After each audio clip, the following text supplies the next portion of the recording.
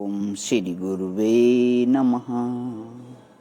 चैतन्यं शाश्वतं शान्तं व्योमातीतं निरञ्जनं नादबिन्दुकलातीतं तस्मै श्रीगुरुवे नमः। ओम शान्तिः शान्तिः शान्तिः। प्रणाम भगवान।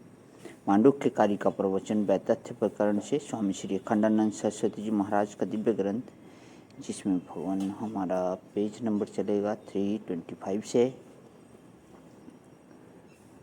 तो सत्य से सत्य की, ना सत्य से असत्य की, और ना असत्य से सत्य की, और ना असत्य से असत्य की, चारों प्रकारों से सृष्टि की उत्पत्ति नहीं हो सकती।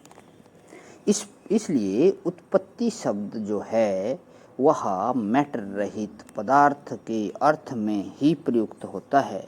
माने जैसे घट उत्पन्न है, ठीक है, घट की उत्पत्ति हुई, लेकिन मिट्टी की उत्पत्ति नहीं हुई। तो पहले से विद्यमान मृत्तिका के सिवाय घट नाम की जो वस्तु है उसका कोई वजन नहीं हुआ। अभिप्राय यह है कि उत्पत्ति शब्द का प्रयोग उस वस्तु के लिए किया जाता है जिसमें कोई वजन नहीं होता। सोने में जेवर बन गया, मिट्टी में घड़ा बन गया, पंचभूत में नाना प्रकार के आकार विकार बन गए, पंचभूत बन गए, और आत्मा में पृथक सत्ता भासने लगी। इसका अभिप्राय यह हुआ कि आत्म सत्ता से पृथक दूसरी कोई वस्तु है नहीं। तो यह सब अंतःकरण, इंद्रिय, शरीर, धरती, ब्रह्मांड, सूर्य, चंद्रमा, कोटि कोटि गणित के होने पर भी अद्वैत चैतन्य ब्रह्म में सृष्टि नाम की कोई वस्तु नहीं है। तब बोले कि फिर यह प्राण, भुवन, पाद, मन आदि क्या है? बोले कि मूढ़ः पृथग पृथग एव इति लक्षितः।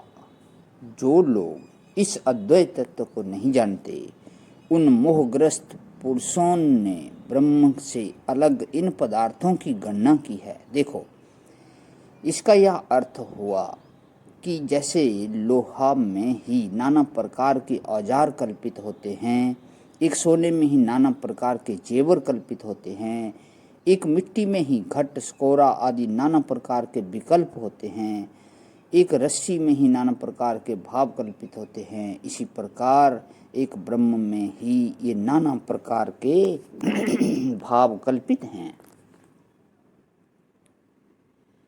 अब देखो, हम इससे ऐसे बढ़िया नतीजे पर पहुंचते हैं, ये ब्रह्मांड के भेद कल्पित हैं भला।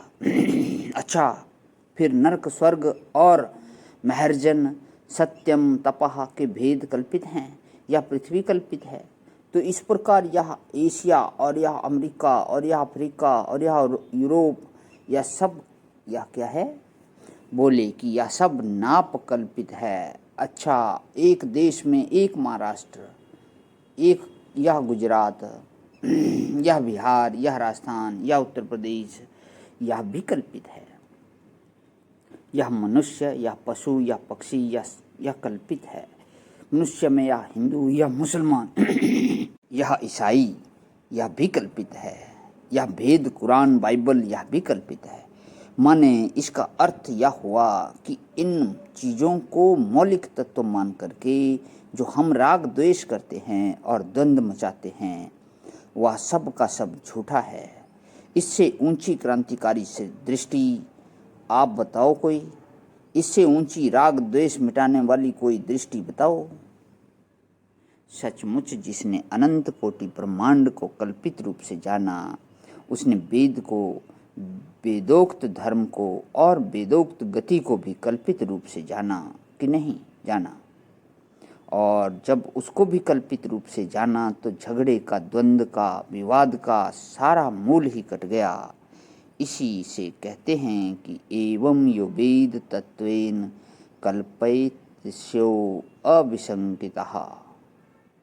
विवेक की पुरुषों की दृष्टि में जैसे रज्जु में कल्प आदि, रज्जु में कल्पित सर्प आदि रज्जु से व्यतिरिक्त नहीं हैं, इसी प्रकार प्राण आदि जो हैं वे आत्मा में कल्पित हैं और आत्मा से व्यतिरिक्त नहीं हैं।